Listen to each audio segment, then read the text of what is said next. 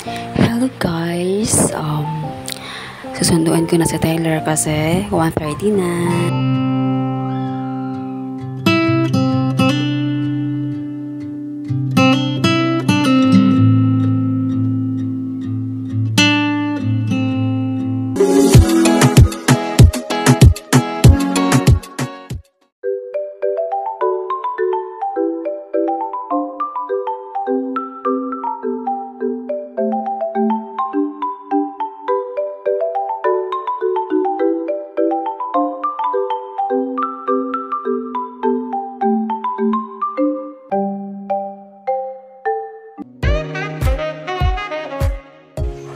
Ihatid ko na si Tyler sa school.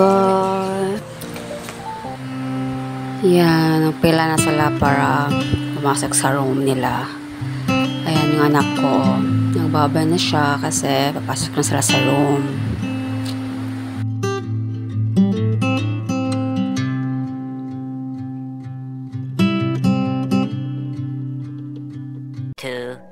Years later. Hello guys, susunduin ko na anak ko kasi it's 1:30 na. After 3 hours, sunduin ko na anak ko.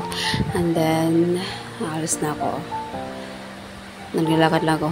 Diba? Ang dali lang. Andito na ako sa school nila. Nagantay na makalabas sila. Ang dami mga parents na nagantay guys. Sobrang init talaga. Grabe. Nagsiksikan na Ay nako. Finally, basta si Tyler. Ayan si Tyler. Babay pa. So ayun, naglalakad na kami pa uwi. And then, picture muna. Before kami uwi, bumili kami ng fishball tsaka kikiam. Favorite niya talaga yung fishball kasi. While waiting sa order namin, picture muna kami.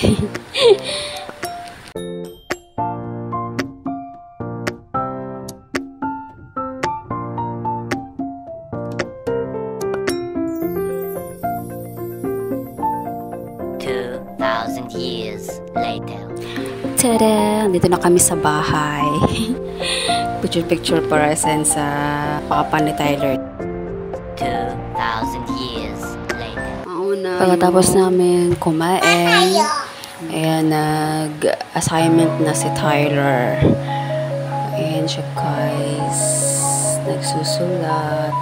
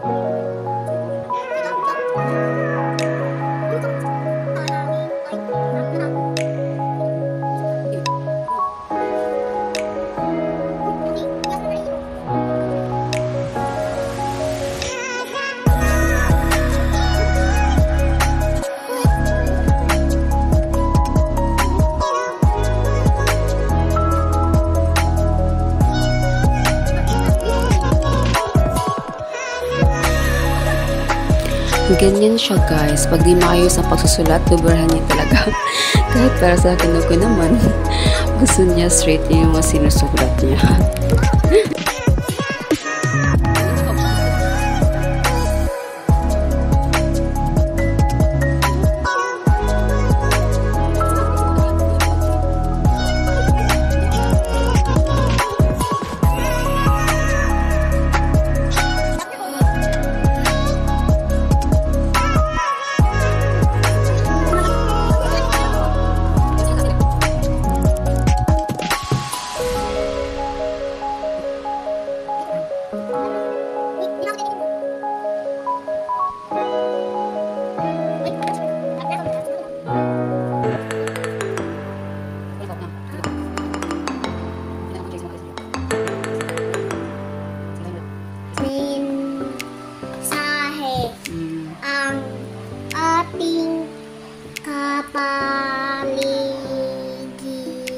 Wala na yung ano. Iran,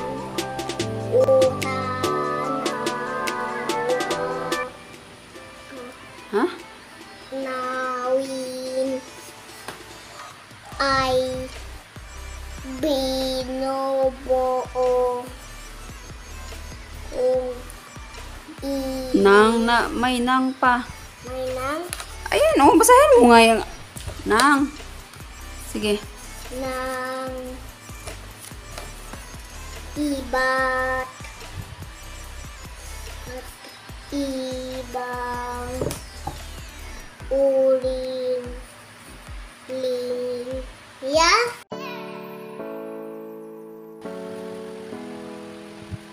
Na maganda?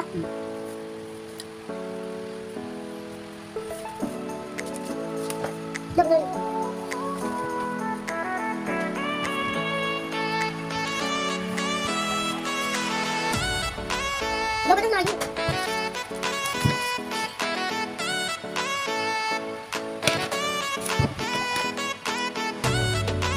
Ano yan?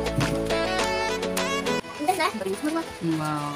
Ano naman yan? Isulat. TM. Hindi ko tama ang sinasabi mo. Sagot ay naman kung hindi. Sige. Sulat ang hindi ko tama.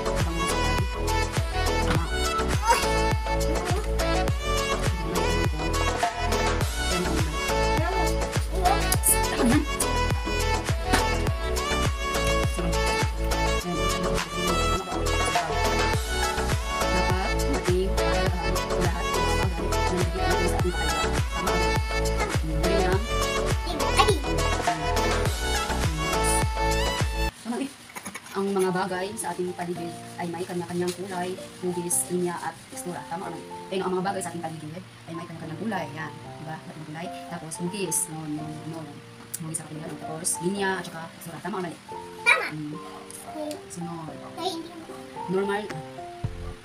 Normal lang ang mga bagay na makikita ko sa ating kapaligiran. Kaya okay lang na hindi ito pangalagaan. Tama mali? Ay no? Mali. Oo, mali. Sige, mali kasi Kasi nakapangit siya. hindi kasi niya daw alagaan mong kapaligiran. Kasi, Mali yun, dapat alagaan ang kapaligiran. kasi, No?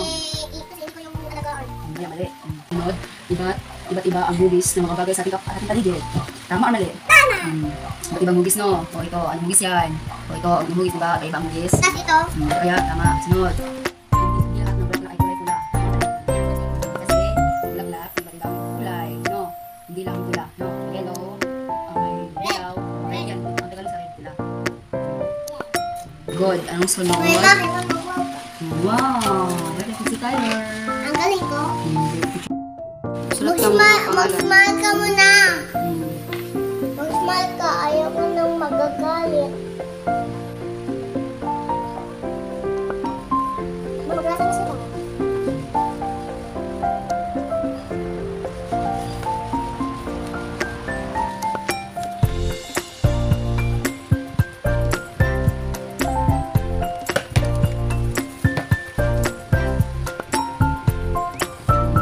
Nagboto. Wow. Ang galing na. Sige, sunod. Ayan, ano pa? Kasi gawin pa. Kung ano pa. Ayan, ano yan? Hospital. Oh, natin mo kasi ito dyan. Tapos, ito dyan. Sige, kunin mo. Sunod. Anong sunod? Ano yan? Tindahan. Ha? Tindahan. Saan? Ito, tindahan. Hindi, tinan mo, oh. Pag may ganyan pa, oh, may cross. Ano yan? Ano po, pag may cross, ano yan? Pili ka dyan. Yan, simbahan. Simbahan yan ha. Pag may cross, basta may cross yan, simbahan na yan pa. Sunod, ano sunod? Palaruan, sunod. Asan? Kabahayan. Kabahayan yan. Sige. Sunod. Alalan. Tingnan. Wow. Tapos magaling na ako. Hindi lang picture natin. Isa natin. Ito tayo sa labas para ko lang yan. Sige na. Uy! Mag-smile ka! Ayaw mo, mag-smile ka. Magagaalit naman ako. Makakahagis mo. Yung ihagis ba ganyan-ganyan? Ha?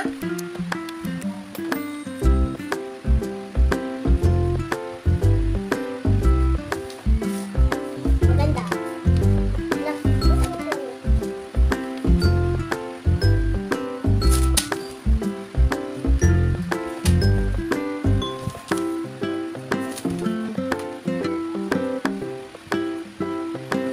Ay, awin na. Sus, tama na yan. Hindi. Wag ka! Mag-smile ka.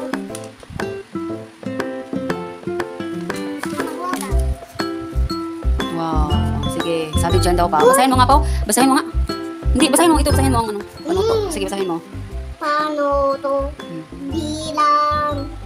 bilangin ang Mga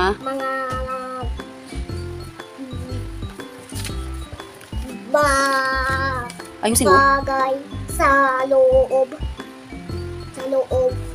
ng kahon at isulat ang tamang bilang sa katapat na patlang. Hindi ka marunong magbasa? Ako? Oh. Bakit? Oh, marunong. Kamarunong. Sige. Ano mo? 1, 2, 3, 4, 5, 6. 6. 1, 2, 3, 4. 1, 2, 3, 4, 5, 6, 7. 1, 2, 3, 4, 5. Very good ka na. Very good.